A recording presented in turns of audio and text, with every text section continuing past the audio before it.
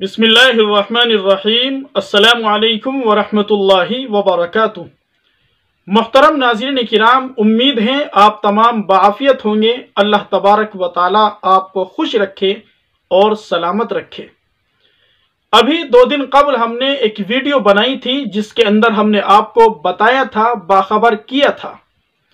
کہ ہمارے ملک ہندوستان سے پہلی مرتبہ ضلع بجنور سے تعلق رکھنے والی ایک لڑکی جس کا نام ثنا انصاری بتایا جا رہا ہے، وہ 2025 کے حج کو ادا کرنے کے لیے اپنے گھر سے ممبئی کے پال گھر سے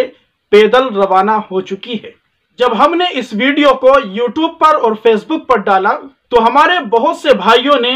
کمنٹ کیا اور یہ لکھا کہ اللہ تبارک و تعالی اس بہن کی حفاظت کرے گا۔ یقیناً اس بات کے اندر ذرہ برابر بھی شک نہیں کیا جا سکتا کہ اللہ تبارک و تعالی محافظ ہے، حفاظت کرنے والا ہے، لیکن مسئلہ یہ ہے کہ شریعت کا حکم کیا ہے۔ مسئلہ حفاظت کا نہیں ہے بلکہ مسئلہ شریعت کا ہے کہ دین کیا کہتا ہے، قرآن کیا کہتا ہے، نبی کی روایت کیا کہتی ہے۔ آج ہم نے دین کے مزاج کو سمجھنا چھوڑ دیا، مزاج نبوت کو سمجھنا چھوڑ دیا۔ جب اللہ کے نبی صلی اللہ علیہ وسلم نے اپنی روایت کے اندر واضح لفظوں میں یہ ارشاد فرما دیا کہ جو عورت اللہ پر اور قیامت کے دن پر ایمان رکھتی ہو اس کے لیے ہرگز جائز نہیں کہ وہ ایک دن کا یا ایک رات کا بغیر محرم کے سفر کرے، تو پھر مسئلہ حفاظت کا نہیں بنتا، مسئلہ اللہ کی مدد کا نہیں بنتا، بلکہ مسئلہ شریعت کا بن جاتا ہے، مسئلہ دین کا بنتا ہے، مسئلہ نبی کے فرمان کا بنتا ہے کہ نبی کے فرمان کو سامنے رکھتے ہوئے، اسلام کے احکام کو سامنے رکھتے ہوئے، دین کے مزاج کو سامنے رکھتے ہوئے عمل کیا جا رہا ہے یا نہیں۔ اگر نبی کی روایت سے ہٹ کر، قرآنی فیصلے سے ہٹ کر، مزاج نبوت سے ہٹ کر اور مزاج شریعت سے ہٹ کر دین کے کسی حکم پر، دین کے کسی تقاضے پر عمل کیا جائے گا، یقیناً اللہ کی بارگاہ میں وہ قابل قبول نہیں ہو سکتا۔ جب پیغمبر علیہ السلام نے کسی بھی سفر کے لیے یہ شرط لگا دی کہ اگر عورت سفر کرے تو چاہیے کہ اس کا محرم اس کے ساتھ ہو، تو حج کا مقدس سفر،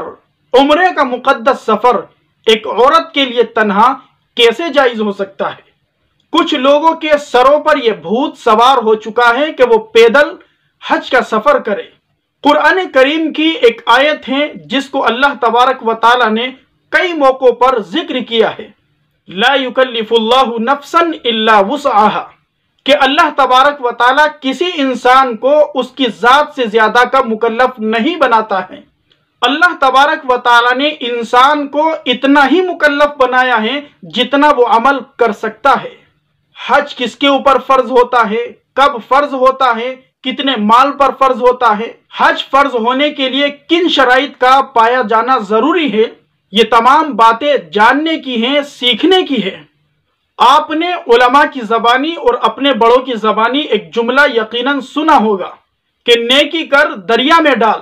اس کا مطلب ظاہر ہے کہ نیک عمل کوئی سا بھی ہو، کتنا بڑا ہو یا کتنا چھوٹا ہو، اس کو اسی طریقے پر انجام دینا چاہیے کہ اللہ کو پتا ہو اور بندے کو پتا ہو۔ نام و نمود، ریاکاری، شہرت، دکھلاوا اس کے اندر بالکل بھی نہ ہو۔ لیکن آج کل انٹرنیٹ کا زمانہ ہے، فیس بک کا زمانہ ہے، یوٹیوب کا زمانہ ہے۔ آج کل نیکی کرنے سے پہلے ہی فیس بک پر ڈال دی جاتی ہیں، انسٹاگرام پر ڈال دی جاتی ہیں، واٹس ایپ پر ڈال دی جاتی ہے، طرح طرح کی ویب سائٹ پر ڈال دی جاتی ہے۔ نیکی کر دریا میں ڈال اب یہ بدل چکا ہے۔ نیکی کرو فیس بک پر ڈالو، نیکی کرو واٹس ایپ پر ڈالو، نیکی کرو انسٹاگرام پر ڈالو، نیکی کرو یوٹیوب پر ڈالو، نیکی کرو انٹرنیٹ پر ڈالو۔ میں آپ سے بھی کہنا چاہوں گا جو اس طرح کی حرکتیں کرتے ہیں، اس طرح کے واہیات اور بیکار اور لغو کاموں کے اندر لگے رہتے ہیں، آپ ان کو ہرگز سپورٹ نہ کریں، ان کی تعریف نہ کریں، بلکہ ان کا مکمل طور پر بائیکاٹ کریں۔ ایسے لوگوں نے دین اسلام کا مذاق بنا رکھا ہے، دینی احکامات کا کھیل بنا کر رکھ دیا ہے۔ ابھی ہم کچھ دنوں پہلے دہلی کے سفر پر تھے، راستے میں ایک ہوٹل پر رکنا ہوا ناشتے کے لیے۔ جب وہاں پر بیٹھے تو ایک صاحب مسلمان جو تقریباً 50 سال کی عمر کو پار کر چکے ہیں، وہ آئے اور تیزی کے ساتھ انہوں نے سلام کیا۔ سلام کا جواب دیا گیا تو کہنے لگے کہ میں بھی 2025 کا حج کرنے کے لیے کچھ دنوں کے بعد سائیکل سے روانہ ہونے والا ہوں۔ وہاں پر جتنے لوگ موجود تھے سب کو الگ الگ سلام کیا جا رہا ہے اور دعاؤں کی درخواست کی جا رہی ہے کہ میں فلاں مہینے کے اندر اتنے دنوں کے بعد سائیکل سے 2025 کے حج کو ادا کرنے کے لیے نکلنے والا ہوں، آپ مجھے دعائے خیر میں یاد رکھنا۔ کمال کی بات تو یہ ہے کہ وہیں پر ایک مسلم نوجوان لڑکی بھی کھڑی تھی جو حالت حجاب میں تھی، برقعے کی حالت میں تھی۔ ان صاحب نے جو تقریباً 50 سال کی عمر کو پار کر چکے ہیں، آ کر اس نوجوان لڑکی کو بھی سلام کیا اور کہا کہ میں سائیکل سے حج کے سفر پر نکلنے والا ہوں، آپ مجھے اپنی دعاؤں میں یاد رکھنا۔ بھائی تم کسی عبادت کو ادا کرنے کے لیے جا رہے ہو، اگر اللہ توفیق دے رہا ہے تو پھر یہ نام و نمود، ریاکاری، دکھلاوا، شہرت اور یہ ڈھنڈورا پن یہ کس کام کا ہے؟ یہ کیوں ہو رہا ہے؟ صرف نام کمانے کے لیے، عزت کمانے کے لیے، شہرت حاصل کرنے کے لیے، روپیہ اور پیسہ کمانے کے لیے۔ اگر اللہ تبارک و تعالی نے آپ کو صاحب استطاعت بنایا ہے اور آپ کے پاس اتنا روپیہ اور پیسہ ہے، اتنا مال و دولت آپ کے کھاتے کے اندر ہے کہ شریعت کی نظر میں آپ کے اوپر حج فرض ہو چکا ہے، تو پھر آپ شریعت کے حکم کو سامنے رکھتے ہوئے، دین کے مزاج کو سمجھتے ہوئے، مزاج نبوت کو سمجھتے اور پڑھتے ہوئے آپ اللہ تبارک و تعالیٰ کے حکم کو بخوبی پورا کیجیے۔ مسلمان قوم بھی بڑی بھولی بھالی ہے، جو چاہتا ہے اس کو بے وقوف بنا لیا کرتا ہے اور یہ بآسانی بے وقوف بن بھی جاتی ہے۔ ہم نے اپنی پچھلی ویڈیو کے اندر بتایا تھا کہ جو دین اسلام کے محافظ ہے، دین کے تقاضوں پر صحیح معنی میں عمل کرنے والے ہیں، جو قرآن و سنت کی نشر و اشاعت میں دن رات لگے ہوئے ہیں، اللہ رب العزت کے دین کو غالب کرنے کے لیے تن من دھن کی بازی لگائے ہوئے ہیں، انہیں کوئی سپورٹ کرنے کے لیے تیار نہیں، ان کے اوپر کوئی گلفشانی کرنے کے لیے تیار نہیں، ان کے گلے کے اندر کوئی پھول کی مالا پہنانے کے لیے تیار نہیں۔ لیکن اگر کوئی مسلم قوم میں سے اس طرح کی بیہودہ حرکت کرنے کے لیے کھڑا ہوتا ہے اور اٹھتا ہے، میدان میں نکلتا ہے، جس عمل کو شریعت ناپسند کرتی ہے، جو دین کے خلاف ہے، شریعت کے خلاف ہے، مزاج نبوت کے خلاف ہے،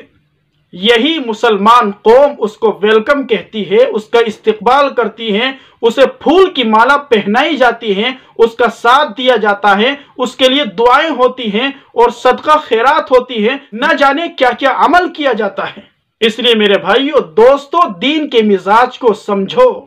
جو دین پر صحیح معنوں میں چلنے والے ہیں، جو دین کے محافظ ہیں،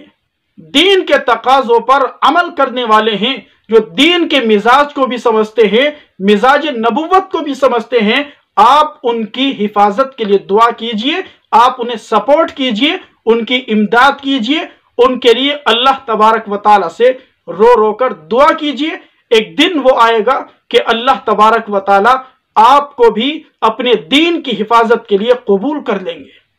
اللہ تبارک و تعالیٰ ہم سبھی کو عقل سلیم عطا فرمائیں، دین کے مزاج کو سمجھنا، مزاج نبوت کو سمجھنا ہم سبھی کے لیے آسان فرمائے۔ آمین۔ وما علینا الا البلاغ۔